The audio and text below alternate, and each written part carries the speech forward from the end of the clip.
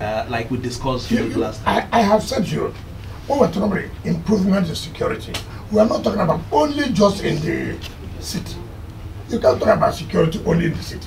You must also talk about security in the rural areas. If security is not improved, that would hamper the policy of agriculture. So you need to improve security in the rural communities for them to be able to go to their farms and then to be able to produce. So our policies are good. In order to encourage our farmers, you must assure them of safety. And that's why today, within the borders, like I've said, Abuja is at the center. You have, like you said, Niger State. You have Kaduna State. You have Kogi State. You have Nasarawa. That's why the security will try as much as they could during the last protest to make sure there was no infiltration from hoodlums from these areas. Is to tell you that security has really improved in most of the boundaries. Like I said before, that does not mean you cannot say one crime or the other has been this part of the question on agriculture, just one more, guys, if you will. The problem we've always had is storage, perishable goods, transporting these products so that it can be sustained. So are you looking at the larger chain? Are they going to have off-takers if they produce? Look, I think that you cannot talk about just if you want to feed the people. You must have storage. It is all inclusive. You can't talk about farm only just going to produce. You must also have storage where it will be stored. So you need more than the farmers. No, farming does not. The mistake we talk about farming is like you just going to farm to plant. It also includes in terms of production. How do I store them? They are perishable goods, so you have to provide enough storage. We have to call processing. All this is inclusive. So it's not only making it available for people to just go to farm. When they talk about mechanized farming, it is all inclusive. So are we seeing people show interest in that sector since this policy has been on? For instance, I listened to some of the leaders in I think it was Kwali or so, where they said that if the necessary things are provided, particularly road and security, that they are in a position to produce enough bananas or plantain and cassava to feed the entire nation. So I'm wondering if I have said this severally, that we are providing access roads that will make our farmers to go to their farm too. We have also said we have improved security to assure them of that safety for them to be able to go back to farm. I have said so here severally. But I also said that having said that yes, security has improved does not mean that you cannot hear one or two crimes being committed. I made that clear. And I said, and that is what has given confidence to our rural populace that today, that I wish you may have time to take, okay, let us go and see what you are talking about when you talk about access roads. Well, Your Excellency, do you think that the FCT produces enough agricultural produce to be able to not just feed the people, like you rightly mentioned, but also establish processing and manufacturing industries to boost up the manufacturing and export industry, especially in Abuja? That question you asked, I thought you should have answered it by yourself. Why are we talking about food scarcity in the country? If we have been able to produce enough, then we won't be talking about food scarcity. So, but if you say, are we making plans for FCT to be able to be self-sufficient in terms of food production? Yes. But have we been able to do that? No. I mean, have we been able to say we have produced enough that can sustain everybody in FCT? That is no. So if we are not going to belabor this agri too much, can we just perhaps just look at this one as maybe to round it up, are we targeting particular commodities, or is it just a general thing? Are we targeting particular commodities? We can probably, first of all, we have advantage of producing so many things. We have advantage that we can produce yam. We have advantage we can produce rice. We have advantage we can produce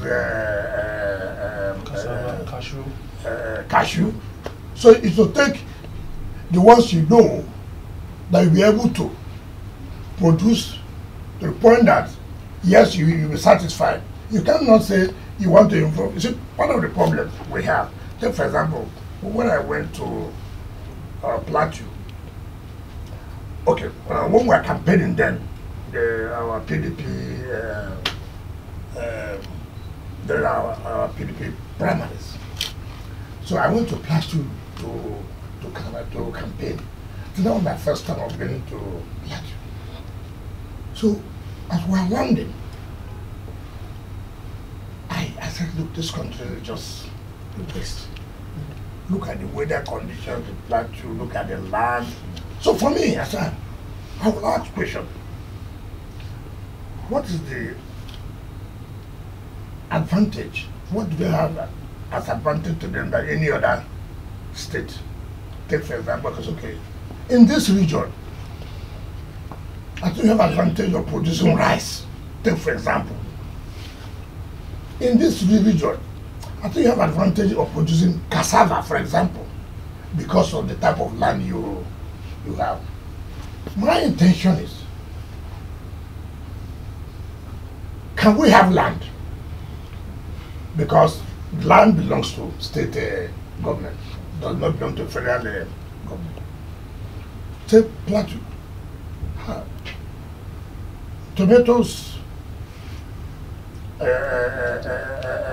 what do you call it, carrots, or this. Yeah. If we go, yes, Berries. if we go into this, Strawberries. that would be not just planting, also processing. If Plateau gives us, for example, 20,000 hectares of land, I believe that the federal government should be able to, okay, we are going to bring so amount of money. Sit down, form a special purpose vehicle that the state government has interest, the federal government has interest, but will not be run by the state or by the federal government, but will be given out to experts who will manage that farm.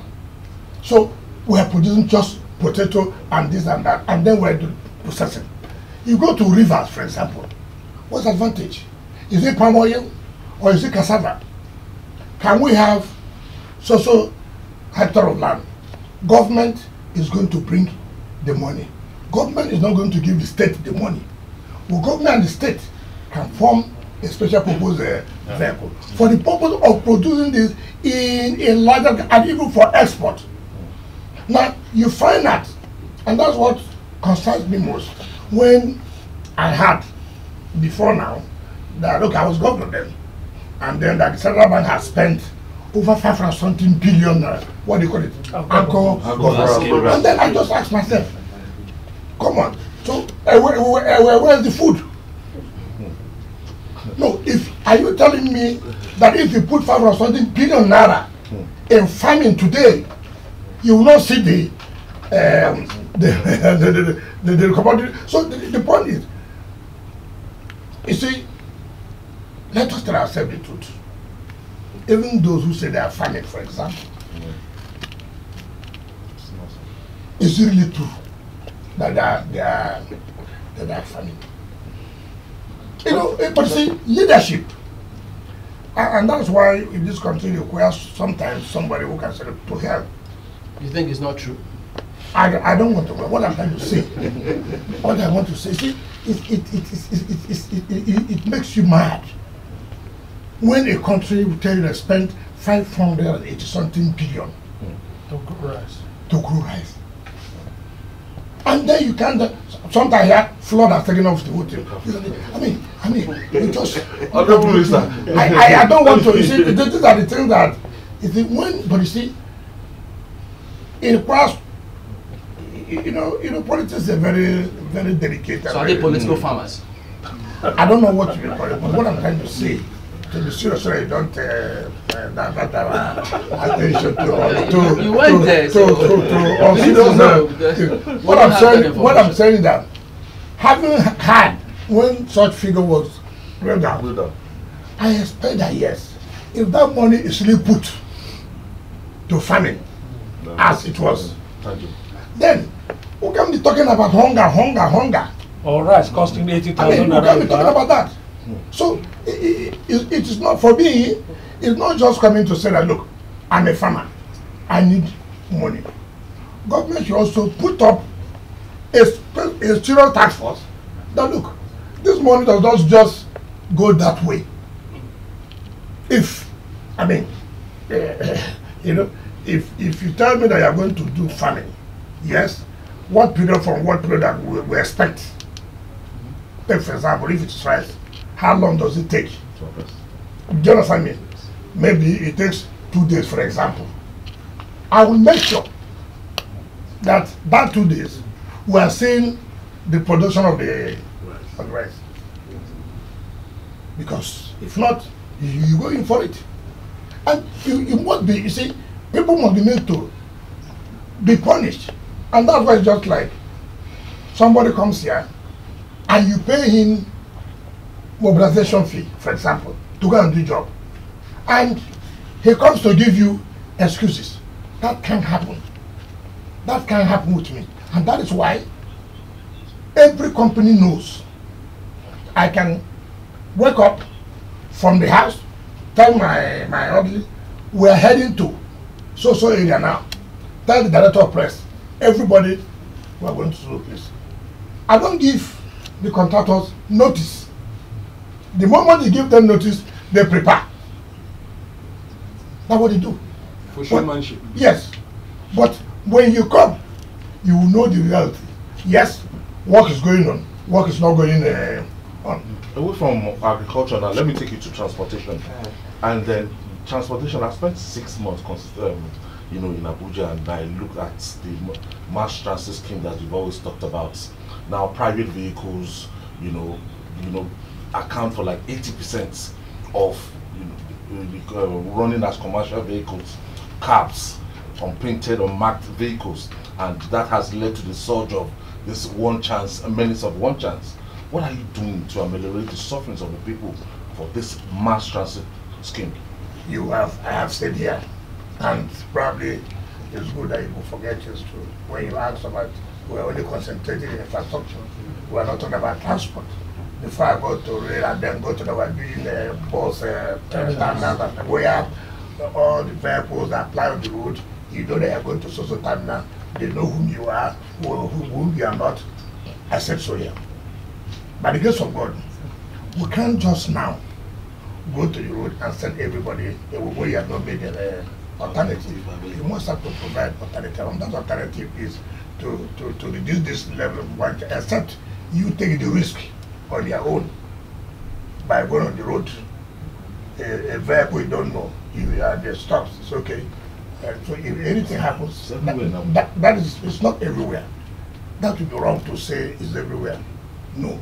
Most places. No. How many places have you been to Abuja? You see, it is wrong for you to sit, even me as a minister.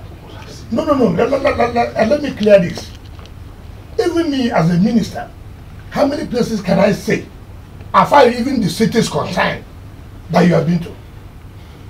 I move around, but I cannot claim every street in the city that I know. It's not correct.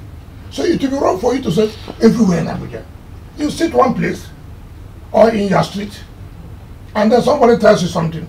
You now generalize that is the case. It is not. I'm not saying you don't have such a situation in some areas.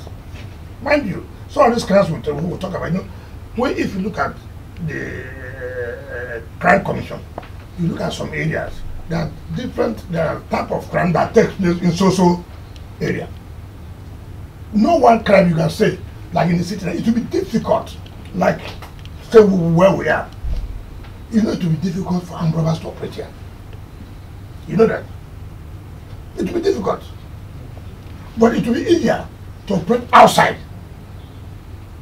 That's the point I'm trying to make. So you can see the armed robbery to be rampant in the city. It cannot be possible. Okay. Now the mass transit scheme you talked about, we know the terminals are already being built. Yes. And we know that Abuja population is over 3 million.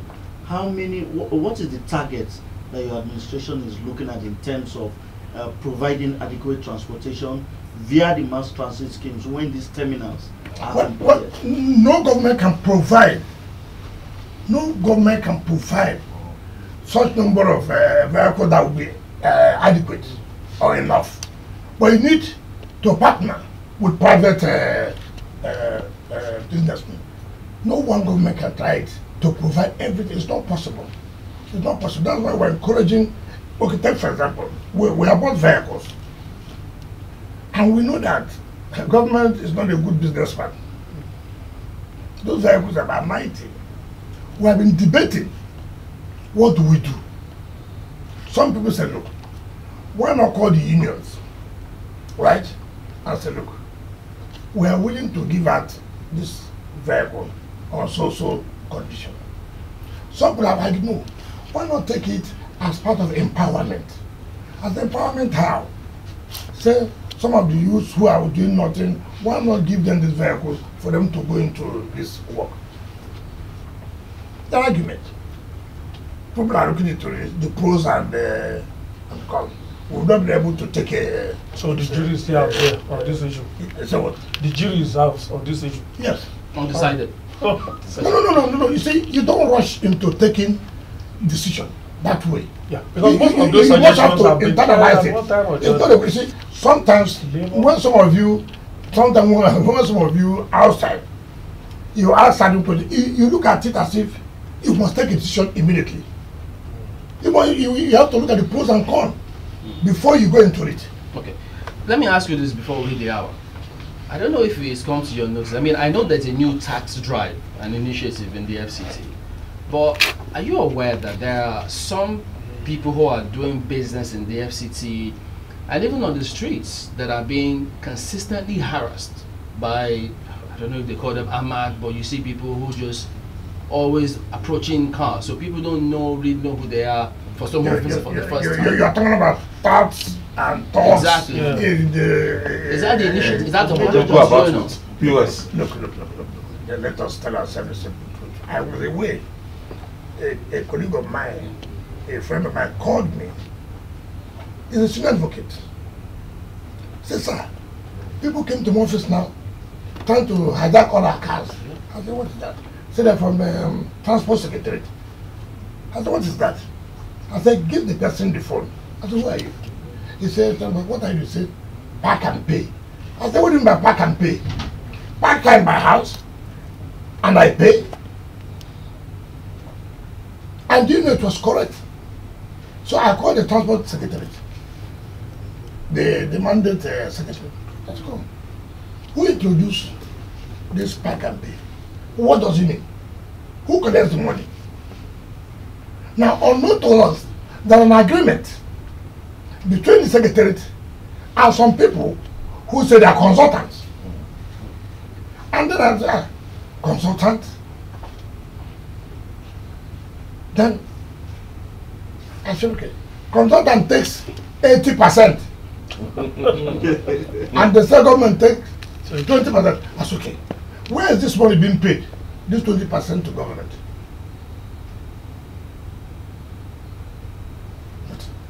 That's okay. Come on. Draft a statement. And call the director of press. Send out a statement. There is no, the public should be aware that only call park and pay. So sometimes these things are done in connivance with the various secretariats. I was a governor. I know that this can happen. It happens. So you will not deny the fact that you will have some people who are doing that. Yesterday, I was watching television. And then I saw where they said the sports department has given out so a consultant, something like that. I said, transport department a consultant to do what? So I called the head of service, who approved for the appointment of this consultant. I said, okay, call me the Monday secretary of the social development secretariat. I said, he must be here this morning to explain to me. So these are things you have to fight within the system. And it is not easy. It's not easy. But see, you sometimes, if you don't bring it to our attention, we may not know. We can't be everywhere. So this one now is illegal. It's illegal. That's the point I'm trying to tell you. That's why I said, go and make an announcement to the public. It does not exist. And if that my colleague, that my friend did not call me, if it not happened to him, I would have known. I would have known. Yeah. Honorable Minister. Sorry. Yes, but you see, the point I'm taking, no matter how you reshuffle, you still have civil servants working with you. You see, it is not easy, but you try as much as you can to reduce it to the barest minimum. But to say that you will find one of such things, then you are not being sincere. Because I know the system. So, but we must continue to fight hard. Some people go on the road. Look, sometimes I disguise myself. I'll tell my ADC to drive. No security, nothing. Then before you know, before you will stop, you see someone coming. The one that see my face, you start running away. So you can imagine what is happening to other people. So, but like I said, it is not easy. But we're coming to the point that you can say, yes, this has been reduced to the BRS minimum. But don't go home to say it will not. No, no. People do all kinds of things. Even those working in your office can also run such deal. That's why in revenue there are a lot of deal, even in terms of land.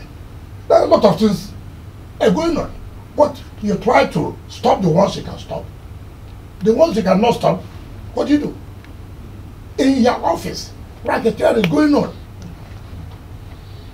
So that's what it is. Honorable Minister, on top of the hour, we need to go on a quick break. It will be just for 3 minutes. When we come back, we'll still have like 15 minutes or so to still spend on FCT issues, and then we'll go afield on general issues, politics particularly, and all of that. So, if you permit us, we should go on break now. Yeah, you are in charge. All right, we'll go on break. We'll come back on top of the hour. We'll come back 3 minutes thereafter to continue the session with the Honorable Minister of the Federal Capital Territory, Barrister Yusuf.